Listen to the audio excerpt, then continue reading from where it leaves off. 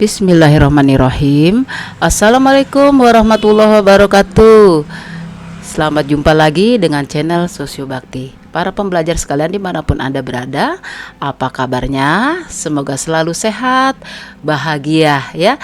Kita jumpa lagi pada kali ini. Pertemuan kita membahas kelanjutan dari ketimpangan sosial dalam pertautannya dengan perubahan sosial di tengah globalisasi. Ya, bagian kedua ya.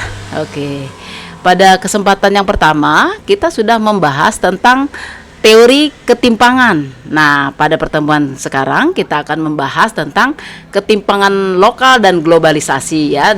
Juga di dalamnya kita bahas ada tentang dampak terjadinya ketimpangan sosial. Ya. Para pembelajar sekalian masih ingat dengan bahasan kita yang lalu tentang teori ketimpangan sosial? Oke, siapa yang masih ingat? Iya, kita sudah bicara ya, itu nanti ada kaitannya ya antara teori ketimpangan dengan ketimpangan lokal dan globalisasi ya, dan berbagai dampak terjadinya ketimpangan. Masih ingat tentang teori kolonialisme ya, yang disampaikan oleh siapa itu? Horizon ya. Mereka menanamkan sebagian keuntungannya ke dalam persenjataan yang tangguh dan kapal cepat ya, kemudian digunakan untuk menyerbu negara yang lemah untuk dijadikan koloni ya. Itu teori kolonialisme. Kemudian ada lagi teori sistem dunia ya. Teori itu menyatakan ya, sistem dunia bahwa industrialisasi menghasilkan tiga kelompok bangsa, yaitu ada negara inti. Ada negara inti itu negara yang pertama kali ya membuka industrialisasi, sampai kepada yang paling bawah ya, mereka mendominasi negara yang paling lemah ya, negara semi periferi ya, kemudian negara periferi ya. Kemudian ada lagi negara yang menjadi tergantung dengan negara-negara yang menguasainya ya, negara adikuasa. Itu negara dunia ketiga namanya, itu disebut dengan teori ketergantungan ya, atau dependensi. Baik para pembelajar sekalian, kita akan lanjut materi kita masih dari dalam kompetensi dasar 33 sebagai pengetahuan dan 43 sebagai keterampilan. Pengetahuannya itu adalah memahami faktor penyebab ketimpangan sosial dan pertautannya dengan perubahan sosial di tengah-tengah globalisasi. Kemudian mengolah hasil kajian dan pengamatan tentang ketimpangan sosial sebagai akibat dari perubahan sosial di tengah-tengah globalisasi. Oke, para pembelajar sekalian, ya, apa tujuan dari materi ini ya? Apa tujuan dari materi ini diberikan? Mari kita saksikan ya. Jadi tujuan pembelajaran adalah melalui metode pengamatan, literasi, diskusi, dan pemberian tugas. Diharapkan semuanya kalian mampu untuk mengidentifikasi berbagai macam ketimpangan-ketimpangan sosial dari perubahan di tengah-tengah globalisasi.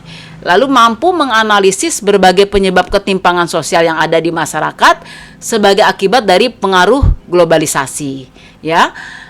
Dan dapat menggunakan pemahaman tentang ketimpangan sosial dan pertautannya dengan perubahan sosial di tengah-tengah globalisasi dengan sikap kritis, peduli, dan bertanggung jawab ya. Baik para pembelajar sekalian, sebelum kita lebih lanjut, kalau video ini dianggap bermanfaat, mohon silakan ya bantu untuk like ya, kemudian share juga. Yang belum subscribe ya. Ya, terima kasih. Nah, selanjutnya ayo kita bahas selanjutnya dari materi ini. Ya, kita mengingatkan kembali ya tentang konsep ketimpangan sosial dari para ahli, agar nanti kita bisa nyambung kepada apa itu yang berkaitan dengan ketimpangan lokal dan ketimpangan global ya dan berbagai dampaknya. Baik, Budi Winarno menyatakan ketimpangan sosial itu adalah sebuah akibat dari adanya kegagalan dalam pembangunan. Nah, pada era globalisasi yang mana untuk memenuhi kebutuhan fisik dan psikis dari masyarakat. Jadi dianggap ketimpangan ini kegagalan dari pembangunan ya. Pembangunan apa yang gagal tentunya nanti bisa kita pahami dari berbagai kondisi yang ada di dalam masyarakat dan negara masing-masing. Apakah kegagalan di dalam perencanaannya atau kegagalan di dalam sektor-sektor tertentu yang mengabaikan sektor yang lain. Nah, itu kita bisa tentunya para pembelajar sekalian bisa saling menganalisis ya nantinya ya. Jadi secara umum disebutkan bahwa ketimpangan sosial adalah suatu keadaan di mana terdapat kondisi yang tidak seimbang ya dalam masyarakat yang disebabkan karena adanya perbedaan dalam masyarakat atau bisa juga karena adanya perbedaan dalam memanfaatkan sumber daya. Nah, kemudian Jonathan Houghton dan Sahidur R. Kanzler ini mengatakan bahwa ketimpangan sosial itu adalah segala bentuk ketidakadilan ya yang merupakan dampak dari adanya proses pembangunan. Nah, sedangkan Andrianov Caniago menyatakan, nah ini nanti sangat berkaitan ini, bahwa ketimpangan sosial itu adalah suatu pembangunan yang katanya hanya berfokus pada aspek sosial dan ekonomi saja begitu ya, sehingga tidak memperhatikan aspek-aspek yang lain ya pada dalam kehidupan ini. Sektor-sektor kehidupan sangat luas ya gitu. Jadi kemudian mari sama-sama kita lihat bagaimana faktor dari penyebab terjadinya ketimpangan sosial ya. Baik, sama-sama kita perhatikan. Nah, kita melihat, kita analisa di sini faktor ketimpangan sosial itu ada dari faktor internal, yaitu satu penyebab dari dalam diri masyarakat itu sendiri, dan satu faktor eksternal, yaitu faktor yang disebabkan dari luar ya, kemampuan manusia itu sendiri atau masyarakat itu sendiri, dari luar masyarakat itu ya. Nah, apa penyebab dari dalam atau dari masyarakat, faktor internal? Nah, satu bisa disebabkan oleh karena adanya perbedaan tingkat kecerdasan ya. Nah, ini sangat berkaitan dengan fisik dan lain-lain ya. Kecerdasan ini bisa juga berkaitan dengan kondisi keadaan dari masing-masing ya, berkaitan dengan kesehatan juga dan lain-lain ya. Lalu juga akhirnya berkaitan di sini dengan perbedaan tingkat pendidikan ya, pendidikan. Jadi ada masyarakat yang sudah dapat di satu sisi pernah kalian melihat ya bersama di mana sebagian besar masyarakat saling berlomba untuk mengejar pendidikan tinggi ya, sudah S2 kita masih mampu untuk mengejar meraih S3 dan sebagainya gitu. Tapi di sisi lain sangat ironis, banyak anak-anak usia sekolah ya itu masih harus membanting tulang, membantu orang tua ya dengan tenaganya menghidupi ekonomi keluarga ya. Nah, ini adalah sebagai suatu kondisi yang sangat ironis pada perbedaan tingkat pendidikan. Kemudian perbedaan kesehatan atau fisik ya, ini juga berkaitan dengan kondisi ekonomi ya, dari pendidikan akhirnya terjadi dampak akses kesulitan dalam bagaimana mengembangkan diri, bagaimana bekerja ya, akhirnya akan berkaitan juga dengan finansial yang didapat, akhirnya akan berkaitan juga dengan kondisi kesehatan yang mereka miliki ya, bisa karena lingkungan tempat tinggal yang mereka dapat tinggali tidak sesuai dengan kondisi kesehatan yang ada ya. Kemudian dari gizi dan sebagainya, sanitasi di lingkungan sekitar, air bersih, kebutuhan air bersih ya, ini menyebabkan suatu kondisi kesehatan yang sangat berbeda dengan yang seharusnya ya, perbedaan kesehatan. Lalu motivasi hidup ini tentu juga sangat berkaitan dengan apa yang harapan-harapan yang bisa mereka dapatkan, kemudian pandangan-pandangan hidup yang positif ke depan, ya, karena berkaitan juga dengan pengetahuan yang mereka dapatkan, ya, sehingga orang-orang yang memiliki pandangan hidup yang positif tentu berbeda dengan mereka-mereka yang tidak memiliki satu pandangan dan harapan hidup yang lebih baik, sehingga motivasi hidup untuk lebih baik akan terjadi jurang pemisah dengan orang-orang yang memiliki satu harapan kehidupan yang lebih baik begitu. Nah, mari kita sama-sama lihat kemudian di bidang faktor eksternal apa penyebabnya. Nah, bisa sebuah perubahan sosial itu disebabkan oleh kebijakan pemerintahan yang tidak adil di dalam keputusan-keputusan yang dibuat, yang menyebabkan dampak, ya, yang menyebabkan nanti adanya perbedaan dari akses yang bisa didapat oleh warga negara, ya. Jadi ketidakadilan di dalam kebijakan yang ada. Nah, birokrasi atau kebijakan pemerintah yang membatasi akses seseorang inilah yang nanti akan berdampak kepada adanya ketimpangan sosial, ya. Kebijakan yang tidak memihak, bisa di sektor pendidikan, bisa di sektor industri, ya, bisa di sektor ekonomi atau hal-hal yang lain, begitu. Juga di bidang keputusan-keputusan perundangan yang tidak memihak pada kelompok-kelompok yang harusnya dibantu, ya, untuk bisa meningkatkan standar hidup. Nah, kemudian dari luar juga seperti kondisi pandemi COVID-19 sekarang, ada dampak globalisasi, ya. Satu masalah bisa menjadi masalah di negara lain. Nah, ini juga menjadi salah satu faktor eksternal dari adanya ketimpangan sosial yang terjadi dalam masyarakat. Nah, selanjutnya bagaimana gambaran dari ketimpangan sosial lokal, ya, ketimpangan sosial lokal. Jadi mari sama-sama kita perhatikan, ya. Kalian pernah berjalan-jalan? Ini ada satu pemandangan gambar yang sangat kontras. Di satu sisi ada gedung-gedung mewah tinggi, di sisi lain bagaimana orang demikian, ya, hidup dalam pemukiman yang kumuh. Tentu bisa dibayangkan bagaimana kesehatannya, bagaimana keperluan hidup secara sosial, ya, kemudian secara fisik juga, kesehatannya juga, ya, tentunya bagaimana kebutuhan air bersih bisa terpenuhi dengan kehidupan demikian, ya, tetapi mereka tetap harus menjalani hidup ini. Nah, mari bersama-sama analisa yang kita dapatkan di sini menurut catatan dari World Bank atau Bank Dunia pada tahun 2015 ternyata 74% tanah di Indonesia itu dikuasai, ya, dikuasai oleh hanya 0,2% penduduk, ya. 74% tanah di Indonesia dikuasai oleh 0,2% penduduk.